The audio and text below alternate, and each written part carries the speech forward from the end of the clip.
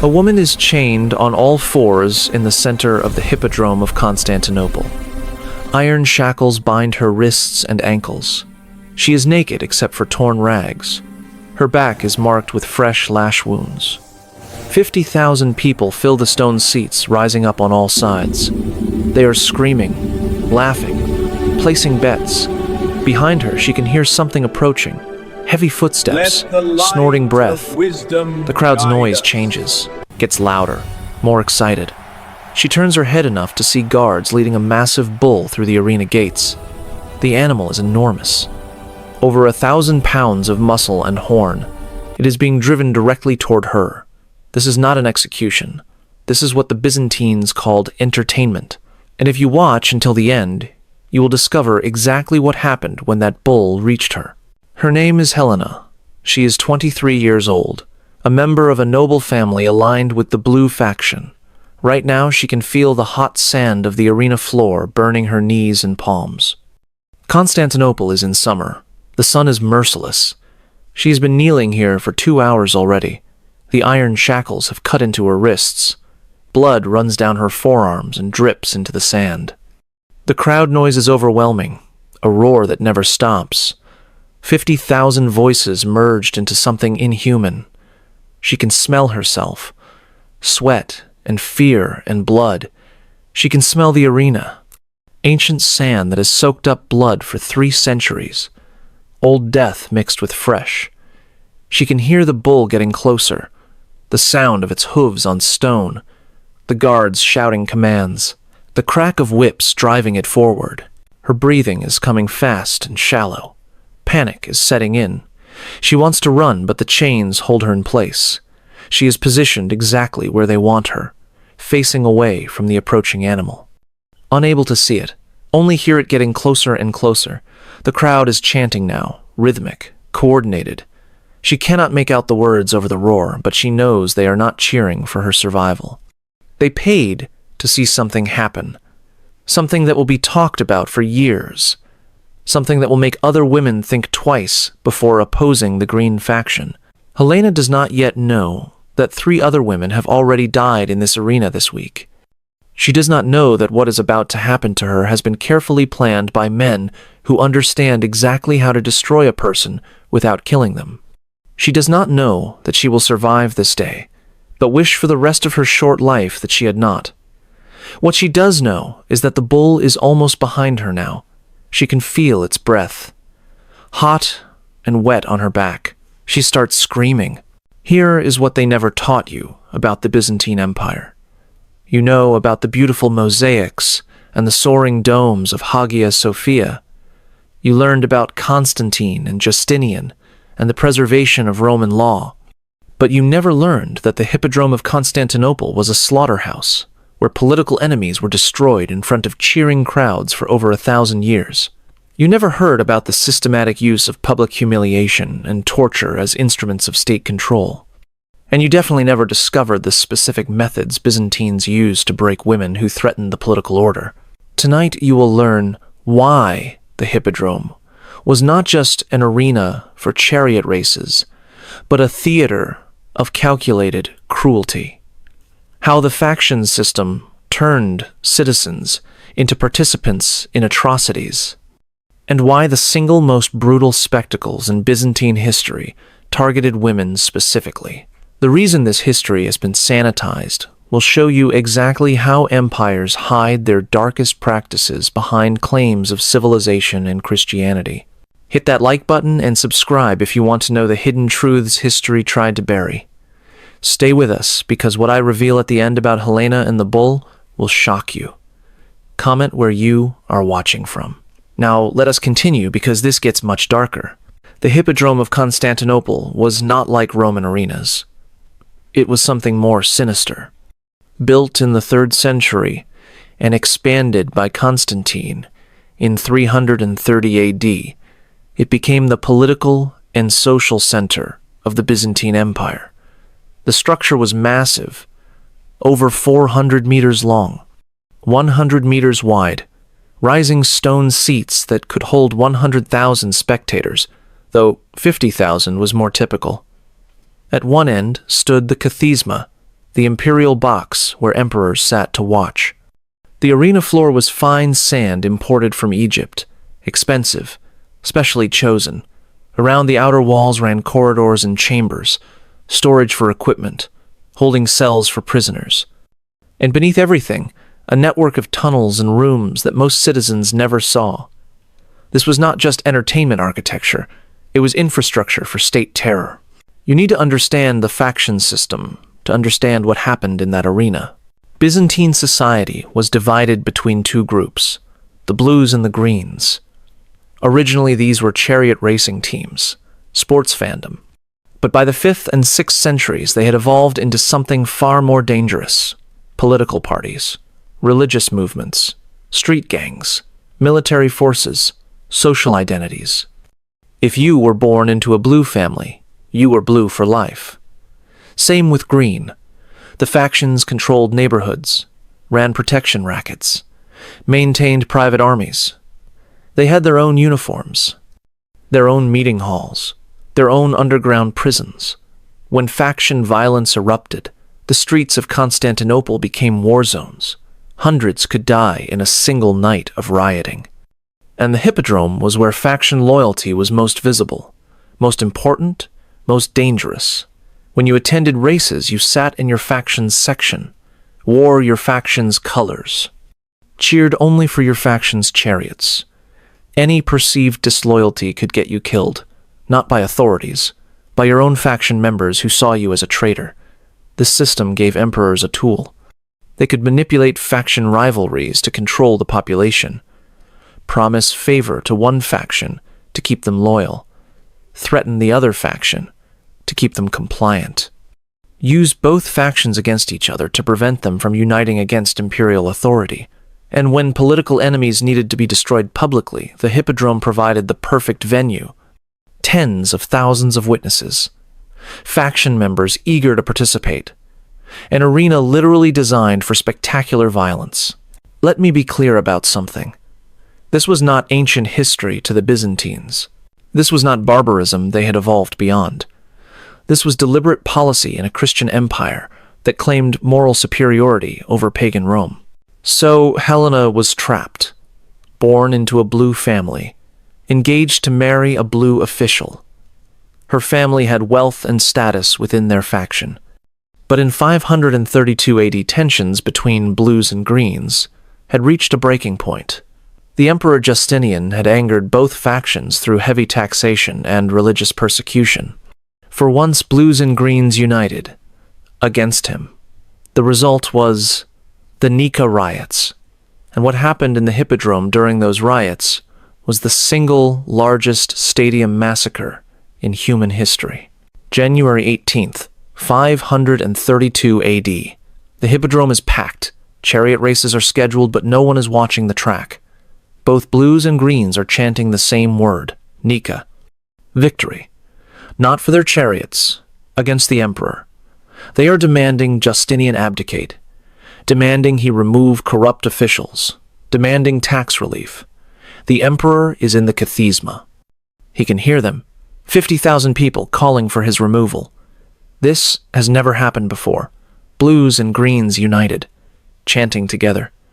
This is not a riot yet.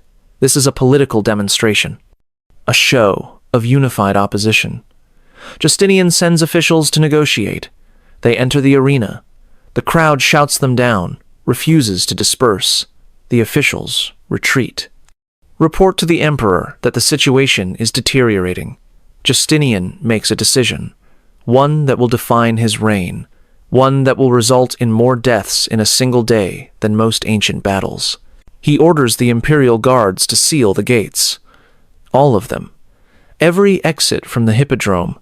50,000 people are now trapped inside. They realize what is happening. The chanting stops. Confusion spreads, then fear, then panic.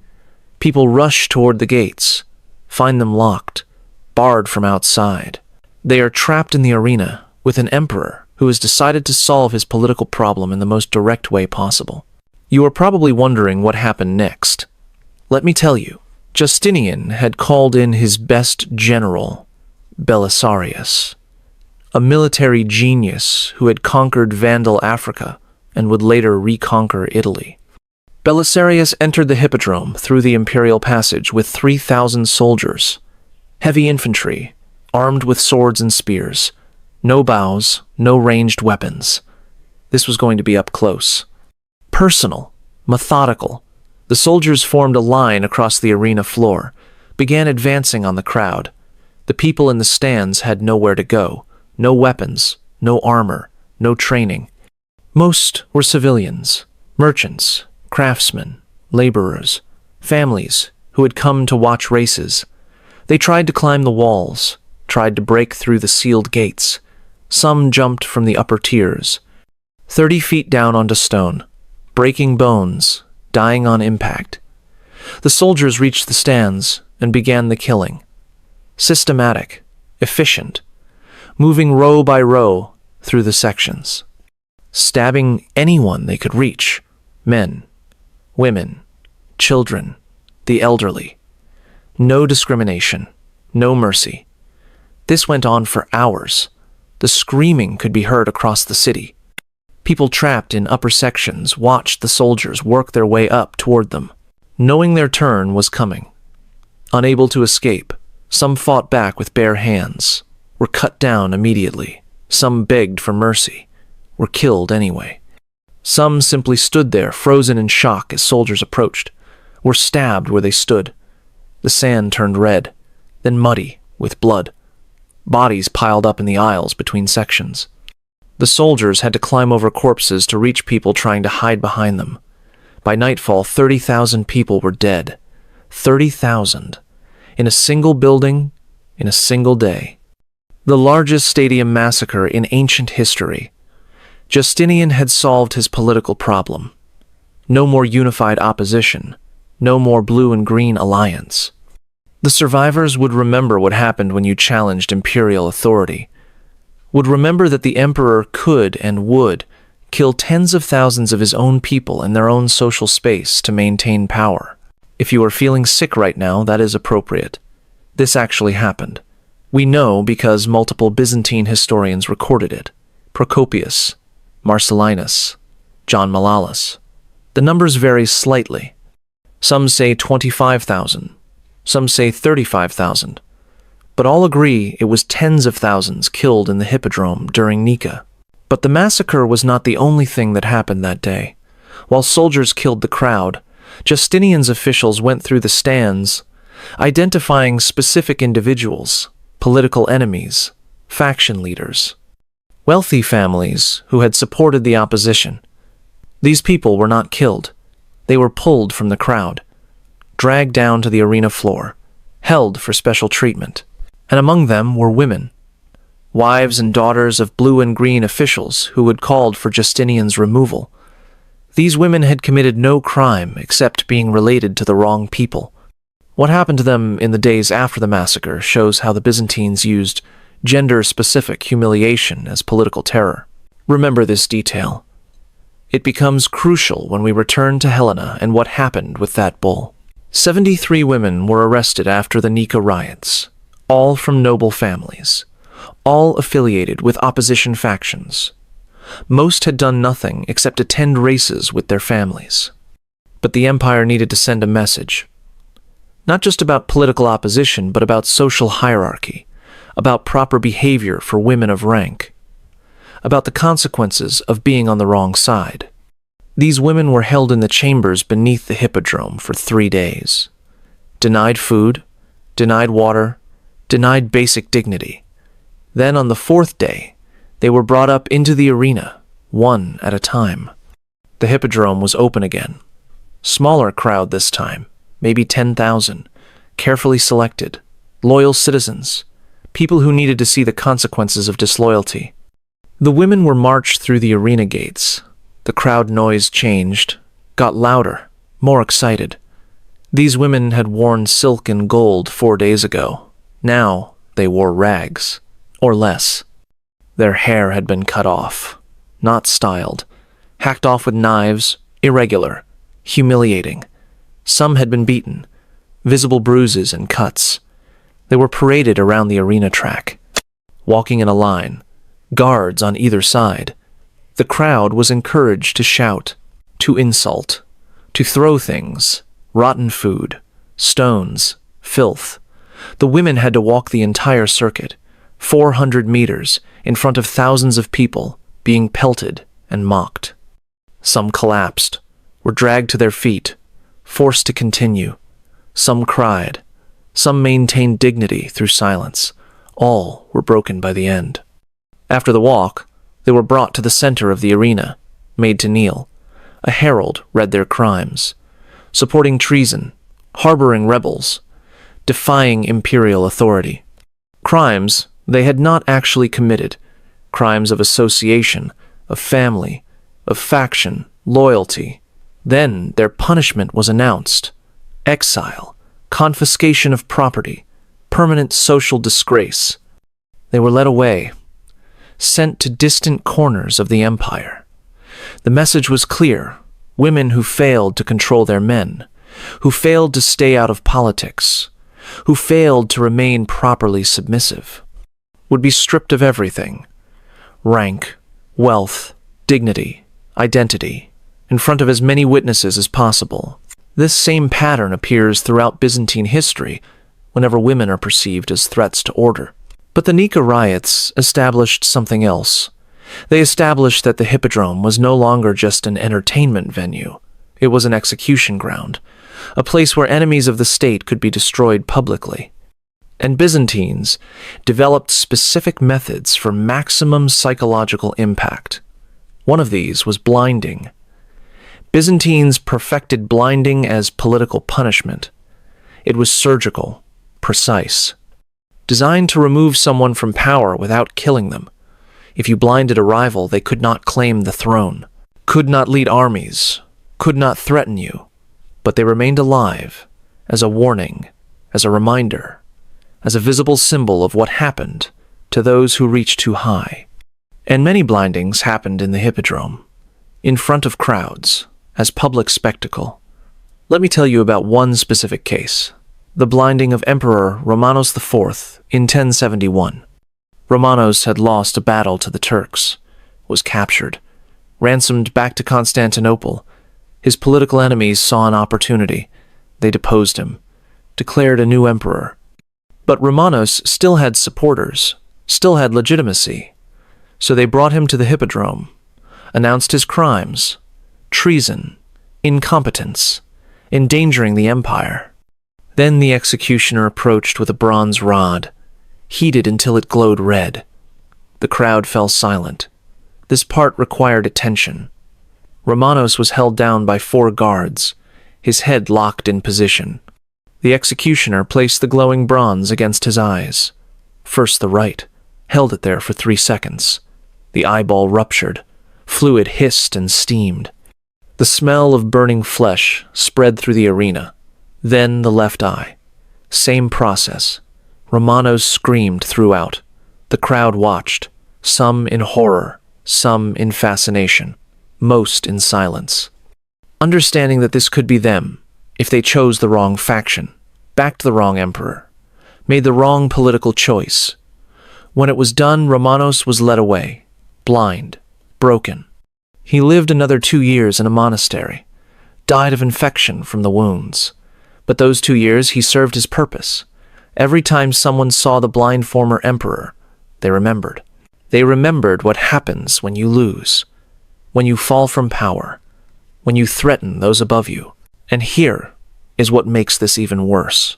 The blinding was not done by a professional executioner. It was done by a common soldier, a man with no medical training, no expertise, no precision. The goal was not clean removal of sight. The goal was maximizing pain, maximizing visible damage, maximizing the horror for the audience. Sometimes the heated metal was applied multiple times. Sometimes different implements were used. Hooks to remove the eyeballs completely, knives to cut them out. Acid poured directly into the sockets. Byzantine chronicles describe dozens of variations, each one more brutal, each one performed in public, each one designed to remind citizens that the empire owned their bodies, could modify them, mutilate them, destroy them at will. And if you were important enough, your destruction would happen in front of thousands, would become a story told for generations, would become a warning carved into collective memory through the medium of your ruined body. But blindings were quick, over in minutes. The Byzantines developed other methods that lasted longer. That gave crowds more to watch, more to remember. One of these involved chariots. The vehicles that raced around the hippodrome track could also be used for execution. Rebels or captured enemies would be tied to the back of a chariot, arms and legs bound, rope around the torso. Then the horses would be driven. Not at racing speed, slower, more controlled. The body would be dragged around the track, 400 meters. On sand and stone, the friction tore skin, broke bones. The person died slowly, piece by piece. Sometimes they made multiple laps. Sometimes the chariot stopped halfway, and guards would check if the victim was still alive. If yes, they continued. If no, the body was dragged the rest of the way anyway. As an example, as a warning, as a spectacle that imprinted itself on everyone who watched. These executions were rare, reserved for the worst offenses: high treason, assassination attempts, rebellion against the emperor. But when they happened, the entire city knew about it. The hippodrome would be packed, standing room only. People wanted to see, needed to see. The empire made sure they saw. The documents I am about to reference reveal methods that historians rarely discuss publicly. But chariot executions and blindings were individual punishments, designed for specific criminals. The Byzantines also developed methods for groups, for categories of people who needed to be controlled. One category that appears repeatedly in the chronicles is disgraced noblewomen, women who had committed adultery or been accused of witchcraft or opposed the wrong faction or simply angered the wrong powerful person. These women could not be executed without cause. They had families, connections, rights under Byzantine law. But they could be humiliated, degraded, displayed, and the hippodrome provided the venue. The process was called procession of shame. It had specific steps. First, the woman would be arrested, her crime announced publicly. Then she would be held in the underground chambers for several days. During this time, certain preparations would be made. Her hair would be cut or shaved completely. Her clothing would be replaced with sackcloth or removed entirely. She would be denied food and water to ensure she looked weak and defeated. Then came the public display. She would be brought into the arena, usually on a race day, between events. Entertainment for the crowd. She would walk the circuit of the track, guards on either side. Her name would be announced, her crime listed. The crowd would react, shouting, jeering, throwing refuse. The woman had to complete the circuit, had to walk slowly enough that everyone got a good look, had to remain upright no matter what was thrown at her.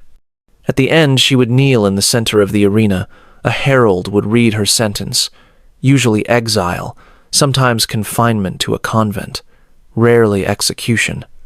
The goal was not to kill her, but to destroy her socially, to make her an example, to show other women what happened when you stepped outside acceptable bounds, when you threatened the political order, when you forgot your place.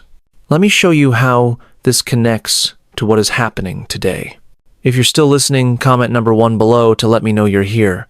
Like the video and subscribe to the channel to show me your support if you haven't already. Now let's continue. Several Byzantine empresses used the hippodrome specifically to destroy female rivals. Theodora, Justinian's wife, the empress during the Nika riots. She had risen from poverty to power. Started life as an actress, possibly worse. Married the future emperor. Became one of the most powerful women in Byzantine history, but she never forgot the women who had looked down on her, who had mocked her low birth, who had called her unworthy. When she gained power, she destroyed them. 3 documented cases exist. 3 noble women who had insulted Theodora before her marriage. All 3 were brought to the hippodrome within a year of Justinian taking power. All 3 were subjected to processions of shame, stripped, shorn, paraded, humiliated, in front of the same crowds who had once seen them in silk and jewels sitting in the best seats. Theodora made sure she was present for these displays, sitting in the kathisma, watching, making eye contact with the women as they walked past, making sure they knew exactly who had ordered this, who had the power now, who controlled their fate. 2 of the 3 died in exile. The 3rd entered a convent and was never heard from again. Theodora had erased them.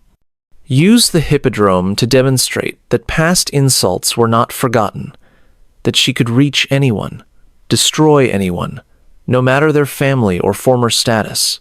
The message was received. No one spoke against Theodora after that. No one dared. But Theodora's vengeance was at least personal, based on real insults, real history. Many uses of the hippodrome for humiliation were purely political, calculated terror. One method that appears in multiple chronicles is what historians call mock coronation, when rebels were captured, when usurpers failed, when political movements were crushed. The leaders would be brought to the hippodrome for ritual humiliation before execution.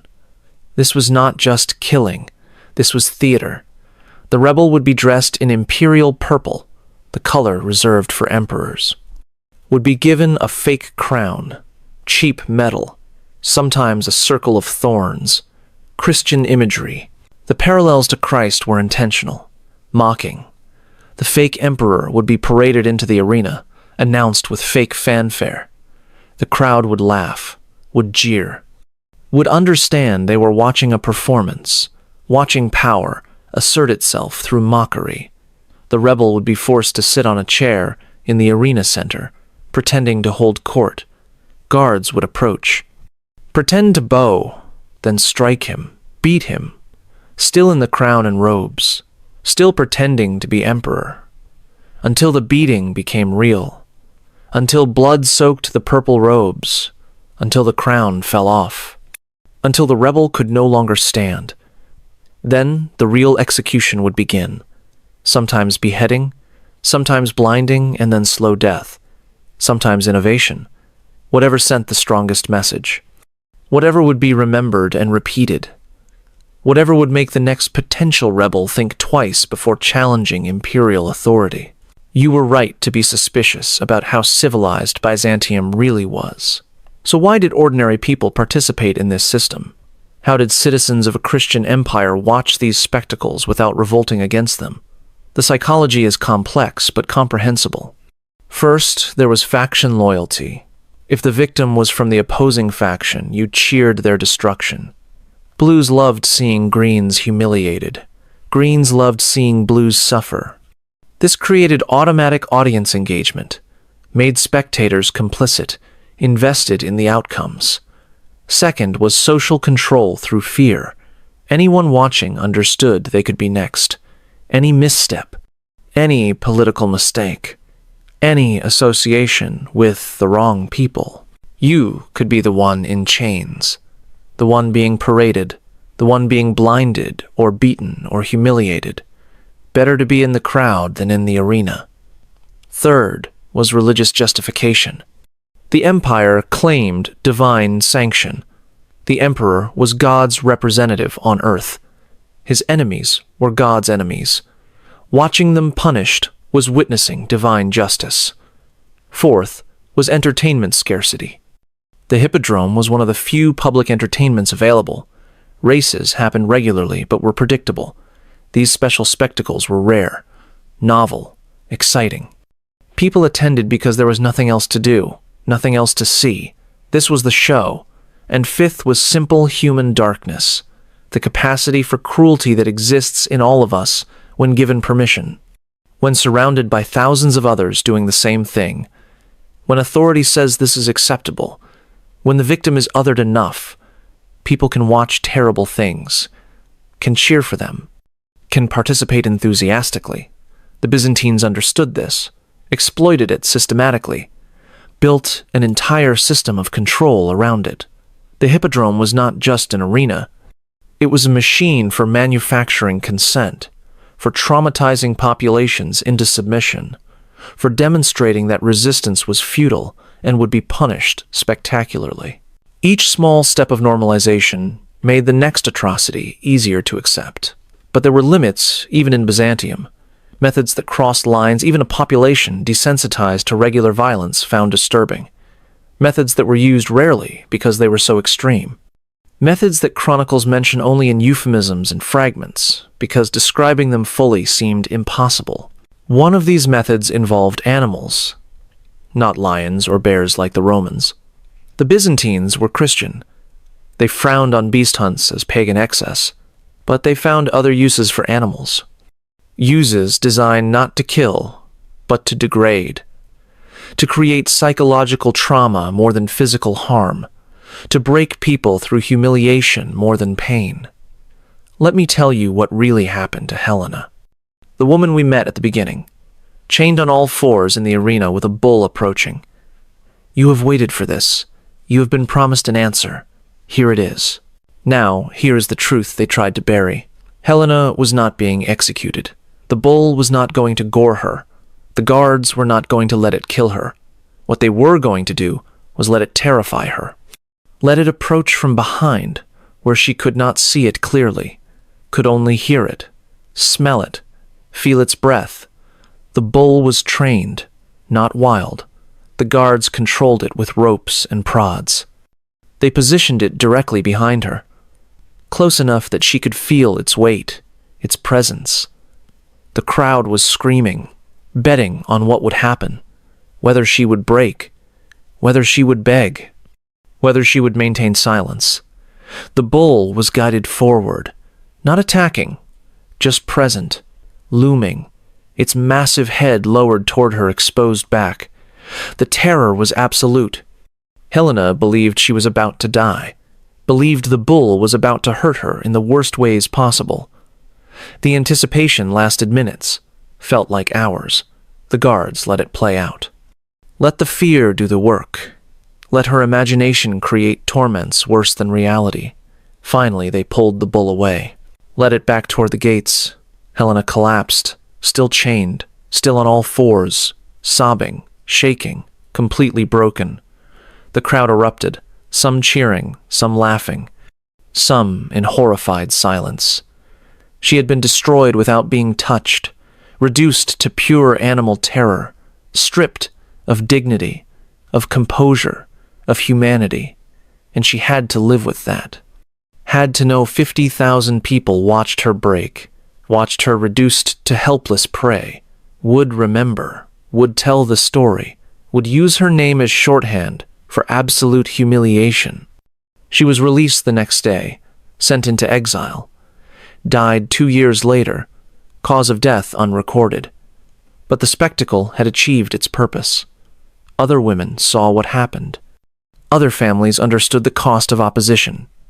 Other nobles made different political choices, all because of a bull and a woman, and calculated psychological destruction performed as entertainment.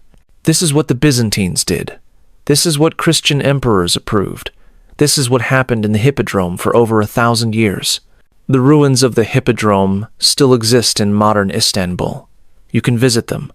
Walk on ground where 50,000 people screamed for blood. Stand where Helena knelt in chains. Touch stones that witnessed unimaginable cruelty. Most tourists have no idea. They see ancient architecture, photo opportunity, archaeological site. They do not know about the massacre, the blindings, the humiliations, the systematic terror. That history has been sanitized, covered over, reframed as merely political violence, unfortunate but understandable in context. No, this was calculated, systematic, designed with sophistication to control populations through spectacular cruelty. The Byzantines were not primitive barbarians. They were a literate Christian civilization with Roman legal tradition and Greek philosophical heritage. They did this anyway. They chose this, refined it, perfected it over centuries. And they are not unique. Every empire that concentrates power develops these methods. Every system that claims absolute authority finds ways to destroy opponents spectacularly. The Hippodrome was just one example. One venue, 1,000 years of evidence. The pattern exists everywhere when you know to look for it. So what do we learn from this? 3 things. First, civilization does not prevent atrocity. It provides better tools for committing it. Second, public participation in violence requires careful cultivation. Faction, loyalty, fear, religious justification, entertainment scarcity, permission from authority, but once cultivated, populations will watch almost anything. Third, the most effective terror targets identity more than body. Strip someone of dignity in public and you destroy them more completely than execution ever could. The Byzantines understood this. That is why so many hippodrome spectacles focused on humiliation. Why they stripped and shaved and paraded and mocked. Why they used animals for psychological terror. Why they made sure tens of thousands witnessed the destruction. The body dies once. The humiliated person dies socially and lives with that death, sees it reflected in every eye that witnessed it, relives it every time the story is told. Remember those 3 things for Helena, who died at 25, still trapped in the moment when that bull approached her, still feeling helpless terror, still hearing 50,000 people laugh. For the 73 noble women paraded after Nika, for the 30,000 citizens massacred in the stands, for Emperor Romanos blinded before a crowd, for every rebel who wore a fake crown before execution, for every person tied to a chariot and dragged, for every victim of processions of shame and mock trials and faction violence. They deserve to be remembered as more than footnotes, more than statistics, more than examples of Byzantine brutality. They were people. They had names. Most of those names are lost, erased by the same empire that destroyed their owners. But we remember the system. We understand the pattern. We recognize it when it appears, and we refuse to let history sanitize the truth.